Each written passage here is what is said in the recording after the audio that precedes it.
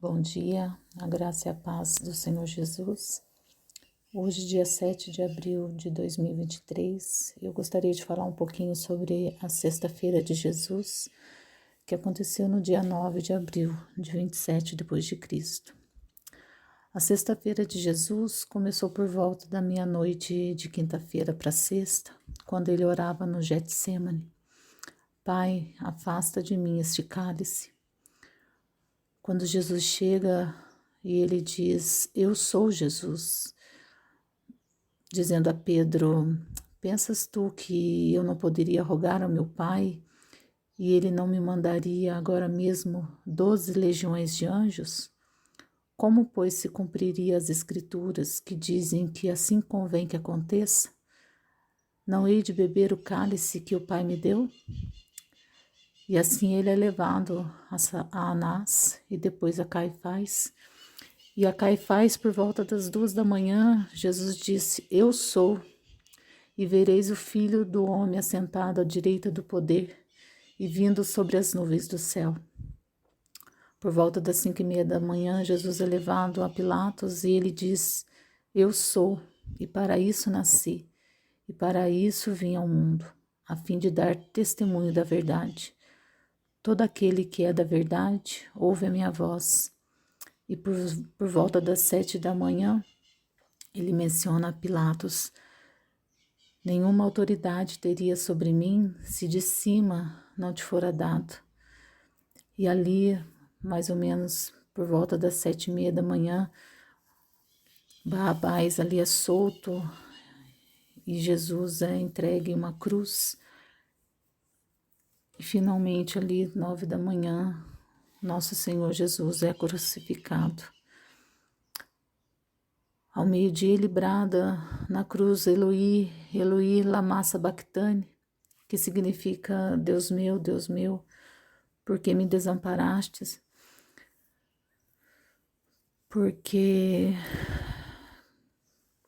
este foi o único momento, desde a eternidade passada até a eternidade futura, que o Filho foi separado do seu Pai por conta de estar sobre Jesus, a iniquidade de todo mundo, desde a eternidade passada até a vinda do seu reino, do reino de Jesus, que não terá fim.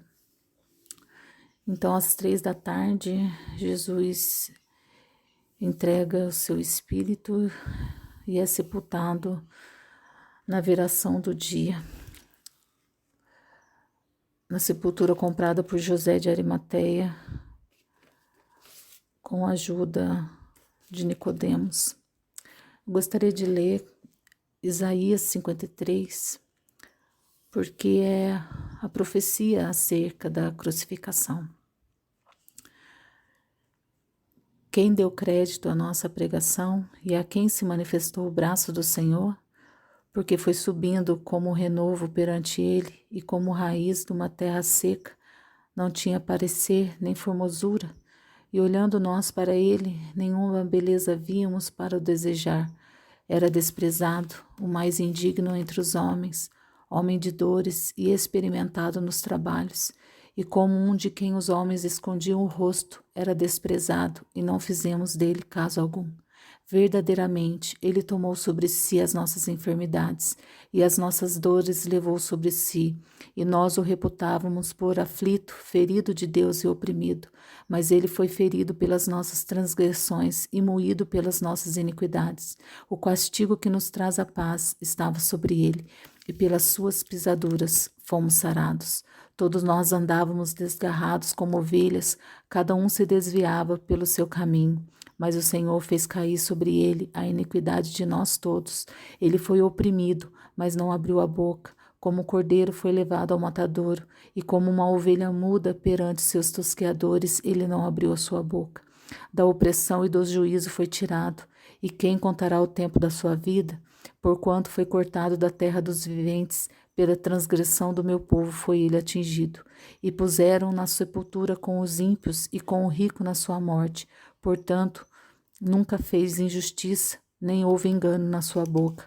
Todavia, ao Senhor agradou moê-lo, fazendo enfermar. Quando a sua alma se puser por expiação do pecado, verá a sua posteridade. prolongará os dias e o bom prazer do Senhor prosperará na sua mão. O trabalho da sua alma ele verá e ficará satisfeito. Com o seu conhecimento, o meu servo, o justo, justificará a muitos, porque as iniquidades deles levará sobre si. Pelo que darei a parte de muitos, e com os poderosos repartirá ele o despojo, porquanto derramou sua alma na morte, e foi contado com os transgressores. Mas ele levou sobre si o pecado de muitos, e pelos transgressores intercedeu. Eu li Isaías 53 e gostaria de ler um versículo que está em Apocalipse 13:8, que diz assim: E adoraram todos que habitam sobre a terra, esses cujo nome não estão escritos no livro da vida do Cordeiro, que foi morto antes da fundação do mundo. Nesta manhã de sexta-feira, eu gostaria de dizer que a cruz, a morte de Jesus, sempre foi o plano eterno de Deus, desde antes da fundação do mundo. Nós vimos aqui em Apocalipse 13:8, o Cordeiro que foi morto antes da fundação do mundo. E o livro do Cordeiro, daqueles que foram salvos, já estão lá também na eternidade, antes da fundação do mundo. E daqueles que não adoram a Cristo, que não adorarão a Cristo também, não estarão neste livro desde a fundação do mundo. Então diz aqui que muitas vezes a gente pode se espantar que Deus tenha tido parte nesse ato mais cruel da humanidade, que foi o assassinato do próprio Filho de Deus, o herdeiro da vinha. Às vezes a gente quer absolver Deus da sua própria soberania, da sua própria providência e do seu controle sobre tudo e sobre todos. Mas é essa própria providência, essa própria soberania que nos traz paz. E Jesus falou, né? Não cai um pardal sem a permissão do Pai. Quanto mais na minha e na sua vida. Tudo é providência do Senhor, até mesmo os sofrimentos são. Eu gostaria de dizer também, nesta manhã, que compreender esse plano te faz entender que trouxe obediência a Jesus em seus sofrimentos. Porque ali em Isaías a gente viu que agradou ao Pai moê-lo, fazendo-o enfermar. Então a cruz de Jesus foi um plano de Deus para que eu e você conhecêssemos a verdade. Então agradou ao Pai trazer sobre Jesus a iniquidade de toda uma humanidade para que a gente compreendesse a verdade. Eu gostaria de focar um pouco nisso. Pilatos perguntou o que é verdade. E parece que ele ficou sem resposta, mas não ficou sem a resposta, porque Jesus já falou. A verdade é uma pessoa, a verdade é Jesus. Para isso Jesus nasceu e veio, e para isso Jesus vai voltar, porque ele é testemunha da verdade. Jesus veio fazer por nós o que eu e você a gente nunca poderia fazer. Ele veio satisfazer a justiça de Deus, porque ele foi perfeito em toda a sua vida. Jesus teve sentimentos perfeitos, pensamentos perfeitos, emoções perfeitas, ações perfeitas. Nós nunca poderíamos fazer isso. Jesus é o eu sou. Ele falou 3 vezes eu sou no Getsemane. Eu sou para Caifás, eu sou para Pilatos. Ele usou o eu sou que ele falou na sarça para Moisés. Quando Deus diz a Moisés, se perguntarem quem eu sou, diga que eu sou, vos enviou para a salvação. Jesus é a face de Deus, que Moisés tanto quis ver, e que viu, né, no Monte da Transfiguração, a glória de Deus na face de Cristo. O próprio Deus veio da eternidade para o mundo, que ele mesmo criou, e que foi feito tendo todo o domínio no céu, na terra, debaixo da terra. Essa é a verdade. A verdade é uma pessoa, a verdade é Cristo. Se todo o nosso caminho for qualquer coisa menos Cristo, esse caminho não é nada, como a gente já viu essa semana. Não há nada que a gente possa fazer para alcançar a vida, porque a vida é uma pessoa, a vida é Cristo.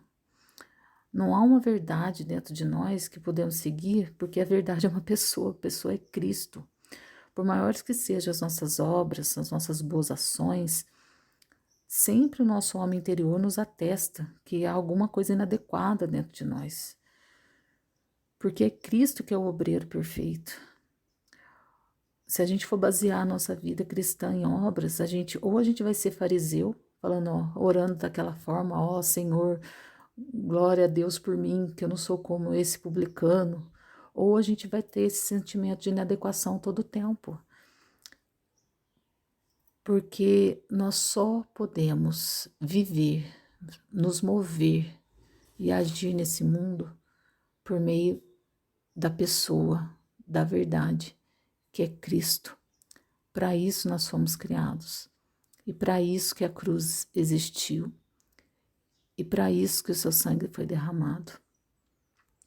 E para isso que o Pai agradou Moé, para que fosse feito um povo, uma noiva, desde a fundação do mundo, entregue ao Cordeiro. E a vida eterna é essa, conhecer a Deus, a Jesus. Amém. Amém.